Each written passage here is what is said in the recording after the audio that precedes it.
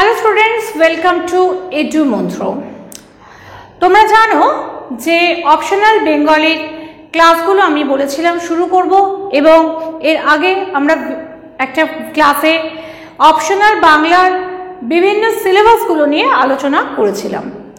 তো সেই হিসেবে আজকে আমরা যে বিষয়ের ক্লাসটি শুরু করতে চলেছি সেটি হচ্ছে ভাষাতত্ত্বের ক্লাস। দেখো, ভাষাতত্ত্বের যে বিষয়গুলি আমি আগের ক্লাসেই বলেছিলাম যে আমি চেষ্টা করব যে প্রত্যেকটা পার্ট বাই পার্ট ধরে তোমাদের যদি ক্লাসগুলো করানো যায় সেক্ষেত্রে তোমাদের পড়তে সুবিধা হবে। চলো, আজকে আমি যে বিষয়টা নিয়ে আসছি সেটা হচ্ছে একদম প্রথম সেকশন এতে প্রথম যে বিষয়টি ছিল সেটা হচ্ছে যে ইন্দো ইউরোপীয় আর্য ভাষা থেকে বাংলা ভাষা কিভাবে সৃষ্টি হয়েছে, রেখাচিত্র সহ বিশ্লেষণ করুন, প্রসঙ্গত প্রতিটি স্তরের কালসীমা এবং সাহিত্যিক নিদর্শন উল্লেখ করুন। দেখো, এই নাম্বারটা তোমরা দেখো যে এই নাম্বারটা আছে 40 + 5 + 5, অর্থাৎ মোট 50 নম্বরের একটি কোশ্চেন রয়েছে। তো এক্ষেত্রে দেখো, তোমাদের যেটা করতে হবে সেটা হচ্ছে যে ইন্দো ইউরোপীয় আর্য ভাষা থেকে আর আমাদের বাংলা ভাষা কিভাবে এলো, এখান থেকে এই বাংলা ভাষার যে জার্নিটা, এই জার্নিটাকে আমরা লিখে এবং একটি রেখাচিত্রের মাধ্যমে সেটাকে বোঝানোর চেষ্টা করেছি। চলো আমরা ক্লাসে আসি। শুরু করছি এইভাবে যে সারা পৃথিবীর 4000 যে ভাষা, সেই 4000 ভাষার তাদের যে মূল যে বৈশিষ্ট্যগুলো, এই মূল বৈশিষ্ট্যগুলোকে সাদৃশ্যের ভিত্তিতে তুলনামূলক ভাষাতত্ত্বের পদ্ধতির সাহায্যে 12টা ভাষা বংশে বর্গীভূত করা হয়েছে। মানে আমাদের পৃথিবীতে প্রচুর ভাষা ছিল, তার মধ্যে দেখো কিছু কিছু ভাষার মধ্যে আমরা কিছু মূল পাচ্ছি, মানে কিছু মিল পাচ্ছি, কোনো কোনো ভাষার মধ্যে মিল পাচ্ছি না। তো যে যে ভাষাগুলোর মধ্যে আমরা মিল পাচ্ছি সেই তুলনামূলক ভাষাতত্ত্বের যে সিস্টেম তার ভিত্তিতে আমরা মোট 12টা ভাষা বংশকে বর্গীভূত করেছি। তো এই 12টা ভাষা বংশকে আমার এতটা ডিটেলসে যাওয়ার দরকার নেই, কারণ যেহেতু আমাদের আগে থেকে বলেই দিয়েছে যে ইন্দো ইউরোপীয় আর্য ভাষা থেকে, মানে তার আগে যে এই 12টা ভাষা কি সেটা আমাদের এই এতটা ডিটেলসে না গেলেও চলবে। তো এই 12টা ভাষার মধ্যে একটি ইম্পর্টেন্ট ভাষা যেটা সেটা হচ্ছে এই ইন্দো ইউরোপীয়। ইন্দো ইউরোপীয় যারা, তাদের আদি বাসস্থান ছিল দক্ষিণ রাশিয়ার উরাল পর্বতের পাদদেশে। তো এরা মোটামুটিভাবে এই যে এই ভাষাভাষী, যে এই ভাষাটা যারা বলতো, এই ভাষাভাষীর লোকেরা কোথায় থাকতো না দক্ষিণ রাশিয়ার উরাল পর্বতের পাদদেশ অঞ্চলে থাকতো, এবং আনুমানিক 2500 খ্রিস্টপূর্বাব্দ সময় নাগাদ। আনুমানিক কথাটা সবসময় এখানে ইম্পর্টেন্ট। কেন? যে আমরা তো কেউ দেখতে যাইনি আনুমানিক 2500 খ্রিস্টপূর্বাব্দ, মানে খ্রিস্ট জন্মের 2500 বছর আগে আমরা সেই সময় কেউই পৃথিবীতে ছিলাম না, বা সেই সময় এই বিষয়গুলোকে লিখে রাখার মতন কোনো মানুষজন ছিল না। তো সুতরাং মোটামুটি এটা যা কিছু করা হচ্ছে সেটা হচ্ছে আনুমানিকভাবেই আমাদের বলা হয়েছে। তো সেই কারণে এই আনুমানিক কথাটা কিন্তু প্রতিটা জায়গায় আমাদের লেখা প্রয়োজন। আনুমানিক 2500 খ্রিস্টপূর্বাব্দ সময় নাগাদ এরা পৃথিবীর নানা স্থানে ছড়িয়ে পড়তে শুরু করে, এবং আঞ্চলিক পার্থক্য হেতু এই ইন্দো ইউরোপীয় ভাষাবংশ থেকে 10টা প্রাচীন ভাষার জন্ম হয়। এই 10টা প্রাচীন ভাষা কি কি দেখো এখানে আমরা করেছি। 10টা প্রাচীন ভাষা হচ্ছে কি কি? ইন্দো ইরানীয়, বাল্তো-স্লাভিক, আলবানীয়, আর্মেনীয়, গ্রিক, ইটালিক বা লাতিন, টিউটনিক বা জার্মানিক, কেল্টিক, তোখারীয়, হিত্তীয়। এই হচ্ছে মোটামুটি 10টা ভাষা। আমি আবার একবার বলছি, ইন্দো ইউরোপীয় থেকে এই 10টা ভাষা এসেছিল। কি কি আছে এর মধ্যে দেখো, ইন্দো ইরানীয় আছে, বাল্তো-স্লাভিক আছে, আলবানীয় আছে, আর্মেনীয় আছে, গ্রিক আছে, ইটালিক বা লাতিন, টিউটনিক বা জার্মানিক, কেল্টিক, তোখারীয়, হিত্তীয়। এবারে এই যে 10টা ভাষা হলো, এদের মধ্যে আবার দেখা গেল যে ইন্দো ইরানীয় যে শাখাটি, সেই ইন্দো ইরানীয় শাখাটি 3টি উপশাখায় বিভক্ত হচ্ছে। তিনটি উপশাখায় বিভক্ত হচ্ছে কি কি? এক হচ্ছে ইরানীয় আর্য, দরদীয় এবং ভারতীয় আর্য। তাহলে কি হচ্ছে? তিনটে পার্টে ভাগ হচ্ছে কারা? ইরানীয় আর্যরা। তাহলে ইরানীয় আর্যর মধ্যে থেকে তিনটে ভাগ আসছে।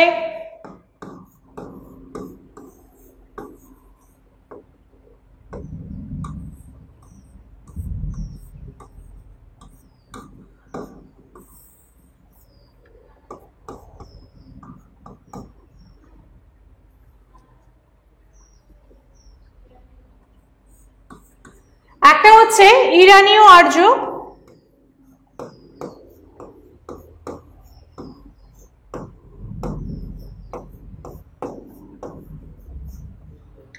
দরদীয়, আর হচ্ছে ভারতীয় আর্য।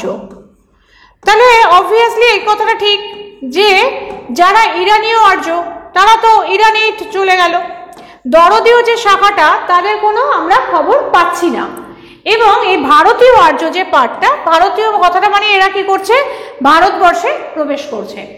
তো এরা ভারতবর্ষে যখন প্রবেশ করছে সেই সময়কালটা কত? আনুমানিক 1500 খ্রিস্টপূর্বাব্দ। এবং ভারতীয় আর্য ভাষায় এই 3500 বছরে যে বাংলার যে ইতিহাসটা সেটাকে আমরা কি করছি? তিনটে প্রধান যুগে ভাগ করেছি, যাকে বলা হচ্ছে, এক হচ্ছে প্রাচীন ভারতীয় আর্য। দেখো ওরা 1500-তে ঢুকেছিল, মানে 1500 থেকে 600 খ্রিস্টাব্দ। 1500 কিন্তু খ্রিস্টপূর্বাব্দ, 1500 খ্রিস্টপূর্বাব্দ থেকে 600 খ্রিস্টাব্দ। নেক্সট আসছে 600 থেকে 900। মধ্য ভারতীয় আর্য 600 থেকে আনুমানিক সময়কাল 600 থেকে 900 খ্রিস্টাব্দ, এবং নব্য ভারতীয় আর্য 900 থেকে বর্তমান কাল পর্যন্ত। সব জায়গাতেই কিন্তু তোমরা যখন লিখবে তখন কিন্তু এটা মাথায় রাখবে যে সবসময় কিন্তু তোমরা এই আনুমানিক কথাটা কিন্তু লিখতে কখনোই ভুলবে না।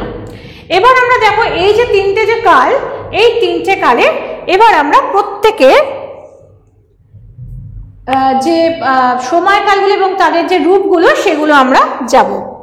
দেখো প্রথম আমরা আসবো যেটা, সেটা হচ্ছে প্রাচীন ভারতীয় আর্য বা ওল্ড ইন্ডো এরিয়ান OIA। এখানে এটাকে খুব শর্ট ভাষায় বলা হয় OIA। ঠিক আছে, প্রাচীন ভারতীয় আর্য বা ওল্ড ইন্ডো এরিয়ান। এই ভাষার আনুমানিক বিস্তৃতিকাল কত? 1500 থেকে 600 খ্রিস্টাব্দ পর্যন্ত। এবং এর কিন্তু দুটো রূপ আছে, সেটা হচ্ছে সাহিত্যিক আর কথ্য। এবং সাহিত্যিক যে ভাষাটা তার কিন্তু কোনো রূপ আলাদা করে হয়নি, কিন্তু কথ্য ভাষার রূপটা আলাদা করে হয়ে গেছে।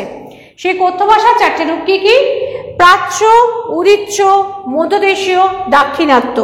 দেখো চারটে রূপ, প্রাচ্য, উদিচ্য, মধ্যদেশীয়, দাক্ষিণাত্য। দেখা যাচ্ছে নিশ্চয়ই, দেখো প্রাচ্য, উদিচ্য, মধ্যদেশীয়, দাক্ষিণাত্য। চলো তাহলে কি হলো আমাদের এখানে? আমরা কি দেখলাম? যে ইন্দো ইউরোপীয় থেকে 10টা ভাষা বংশ এলো, সেই 10টা ভাষার থেকে ইন্দো ইরানীয় যে ভাষা বংশটা সেটা এসে ঢুকলো আমাদের সেখান থেকে এরা তিনটে ভাগ হলো। তাদের মধ্যে কে কে আছে? ইরানীয় আর্য, দরদীয়, ভারতীয় আর্য। ইরানীয় আর্যদের নিয়ে আমরা কোনো কথা বলছি না, দরদীয়দের নিয়ে কিছু বলছি না। আমরা কোথায় আসছি? ভারতীয় আর্য। এই ভারতীয় যারা আর্য তারা আনুমানিক 1500 খ্রিস্টপূর্বাব্দে ভারতবর্ষের ভারত ভূখণ্ডে প্রবেশ যখন করলো, তখন তাদের যে রূপগুলো হলো, তারা যেভাবে কথা বলতো বা যেভাবে লেখালেখি করতো, সেই যে রূপটা, তার যে কথ্য ভাষাটি, চারটে আঞ্চলিক রূপ আমরা পেলাম, প্রাচ্য, উদিচ্য, মধ্যদেশীয় এবং দাক্ষিণাত্য। এবার আমরা দেখো যে এই জায়গা থেকে আমরা ফিরে এলাম মধ্য ভারতীয় আর্য, মিডল ইন্দো এরিয়ান MIA। এটাকে বলা হয় MIA। এই যুগের যে ভাষাগুলো, সেই ভাষাগুলোকে আমরা বলছি পালি প্রাকৃত অপভ্রংশ। ঠিক আছে, পালি প্রাকৃত অপভ্রংশ। এবং এই যে রূপগুলো, এই রূপগুলো কিছু লোকমুখে মানে মানুষের কথার মধ্যে দিয়ে স্বাভাবিকভাবে পরিবর্তনের মধ্যে দিয়ে যে রূপটা পরিগ্রহণ করলো সেখানে আমরা দেখলাম যে সেখানে তিনটি স্তর এলো, তিনটি বানানটা আমার ভুল হয়েছে, তয় হর্ষই হবে। তিনটি স্তর পরিগ্রহণ করলো। কি কি এলো? প্রাচ্য, উদিচ্য, মধ্যদেশীয়, দাক্ষিণাত্য, এখান থেকে তিনটে ভাগ এলো। প্রাচ্য থেকে কি এলো? প্রাচ্যা প্রাকৃত, প্রাচ্যা মধ্যা প্রাকৃত, এই যে আমরা বললাম পালি প্রাকৃত অপভ্রংশ, তো এই প্রাকৃত কথাটা সব জায়গাতে কিন্তু থাকছে। তাহলে এখানে প্রাচ্য থেকে আমার দুটো ভাষা এসছে, একটা হচ্ছে প্রাচ্যা প্রাকৃত আর প্রাচ্যা মধ্যা প্রাকৃত। উদিচ্য থেকে এসছে উত্তর পশ্চিমা প্রাকৃত, আর মধ্যদেশীয় এবং দাক্ষিণাত্য এরা দুজন একসাথে হয়ে গেছে, হয়েছে যেটা পশ্চিমা বা দক্ষিণ পশ্চিমা প্রাকৃত। এখান থেকে এই পরিবর্তনের যে সময়কালটা, সেই সময়কালটা কত? 600 থেকে 100 খ্রিস্টাব্দ পর্যন্ত। এবারে এইটা তো প্রাকৃত হলো, এই প্রাকৃত ভাষার মাঝখানে এই 4 প্রকার মৌখিক প্রাকৃত ভাষা থেকে জন্ম দিল 5টা সাহিত্যিক প্রাকৃত। কি কি দেখো, আমরা এখানে পেয়েছি প্রাচ্যা প্রাকৃত, তাহলে প্রাচ্যা প্রাকৃত থেকে আমার এখানে এসছে মাগধী প্রাকৃত, প্রাচ্যা প্রাকৃত থেকে এসছে মাগধী প্রাকৃত। আর একটা পেয়েছিলাম প্রাচ্যা মধ্যা প্রাকৃত, তাই না? সেখান থেকে আমার কি এলো? অর্ধ মাগধী প্রাকৃত, প্রাচ্যা মধ্যা থেকে এসছে অর্ধ মাগধী প্রাকৃত। তারপরে কি আসছে? উদিচ্য, উত্তর পশ্চিমা প্রাকৃত, সেখান থেকে আসছে কি? যে উদিচ্য উত্তর পশ্চিমা প্রাকৃত, মানে উদিচ্য থেকে এসেছিল উত্তর পশ্চিমা প্রাকৃত, সেই উত্তর পশ্চিমা প্রাকৃত থেকে এলো পৈশাচী প্রাকৃত। আর একদম শেষে পশ্চিমা বা দক্ষিণ পশ্চিমা প্রাকৃত থেকে আমার কি এলো? দুটো ভাষা এলো, একটা হচ্ছে সৌরসেনী আর একটা হলো কি মহারাষ্ট্রী। এবারে এই যে স্তরটা, এই স্তরে এই যে এই মাগধী প্রাকৃত, অর্ধ মাগধী, পৈশাচী, সৌরসেনী, মহারাষ্ট্রী, এদের এই কথ্য ভাষাগুলো থেকে একটা ভাষা এলো, মানে এদেরই হচ্ছে ভাঙা ভাষা, যাকে বলা হলো অপভ্রংশ। আর তারও যে লাস্ট স্টেজ সেটাকে বললাম অবহট্ঠ। তো মানে বুঝতে পারছো যে আমাদের বাংলা ভাষাটা কিন্তু আজকে আমরা যে ভাষায় কথা বলছি, এই ভাষাটা কিন্তু খুব সাধারণভাবে সহজভাবে আসেনি, বহু স্তর পেরোতে পেরোতে আজকে আমাদের এই স্তরে এসে আজ আমরা দাঁড়িয়েছি। এখানেই শেষ নয়, কিন্তু আরও আছে। তারপরে দেখো মিডিল অর্থাৎ মধ্যযুগ শেষ, এবার আমাদের কি আসছে? নব্য ভারতীয় আর্য, NIA,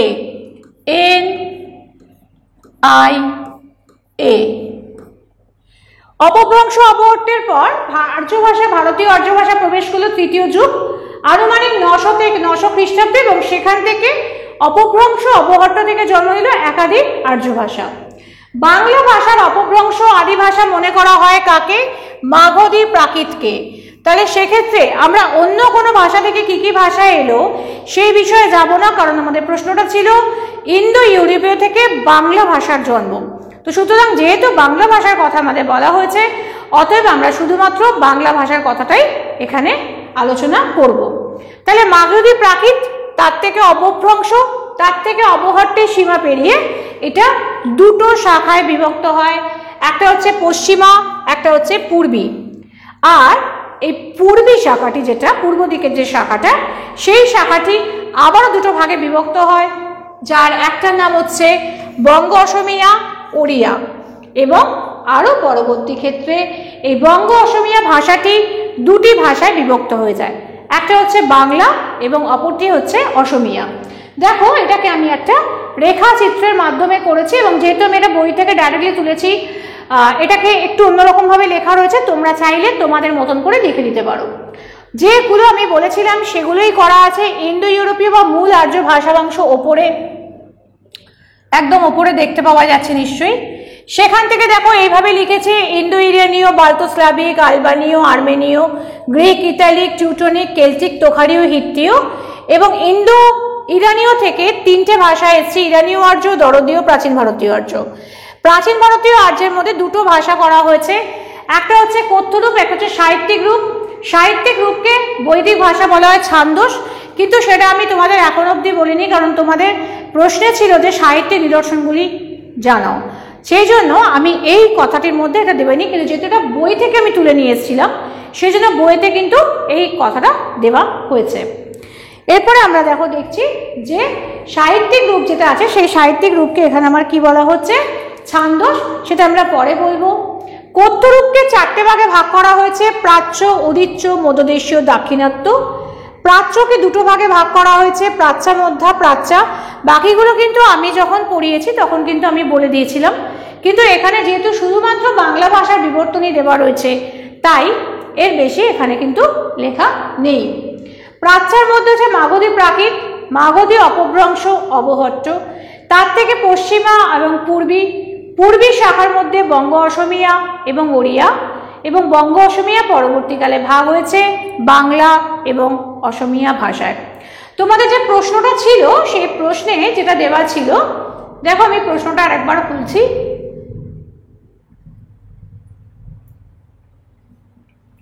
সেখানে বলা হয়েছিল যে ইন্দো ইউরোপীয় আর্য ভাষা থেকে বাংলা ভাষা কিভাবে সৃষ্টি হয়েছে রেখা চিত্র সহ বিশ্লেষণ করুন।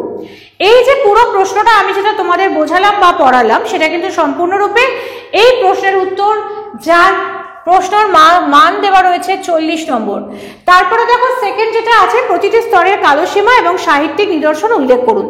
যেহেতু আমি প্রতিটা জায়গাতেই কালসীমাগুলো দিয়ে দিয়েছি তাই আলাদা করে আমি কালসীমাগুলো নতুন করে আর কোনো পেজে লিখিনি। তোমাদের যেহেতু কোশ্চেন্সটা আলাদা করে দিয়েছে তাই এই কালসীমাগুলো তোমরা আলাদা করে একটা জায়গায় লিখতে হবে। এবং এরপরে যে প্রশ্নটা আছে সেটা হচ্ছে সাহিত্যিক নিদর্শনগুলি। চলো আমরা এবার সাহিত্যিক নিদর্শনগুলি দেখে নিই।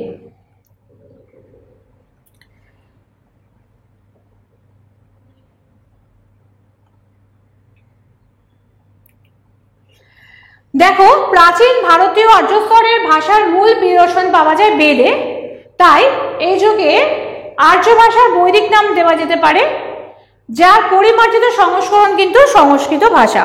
অর্থাৎ সংস্কৃত, আমাদের একটা ধারণা আছে যে আগেকার দিনের মানুষজন সব সংস্কৃততে কথা বলতো, একেবারেই নয়। সংস্কৃত তৈরি করা হয়েছিল যেটা সাহিত্যিক রূপ দেওয়ার জন্য, এবং যেটা বলতে পারি আমরা যার পরিমার্জিত সংস্করণই হচ্ছে সংস্কৃত ভাষা। এবং এই যুগের ভাষাকে আমরা বলতে পারি বৈদিক ভাষা, যাকে ওই যে আমরা লিস্টটা দেখেছিলাম সেখানে কি বলা হচ্ছিল, ছান্দস। দ্বিতীয় হচ্ছে মধ্য ভারতীয় আর্য ভাষার স্তরে। আর্য ভাষার স্তরের উদাহরণ আমরা পাই কোথায়, জৈন ধর্ম সাহিত্যে, সংস্কৃত নাটকে, সাধারণ মানুষের কথ্য ভাষায়।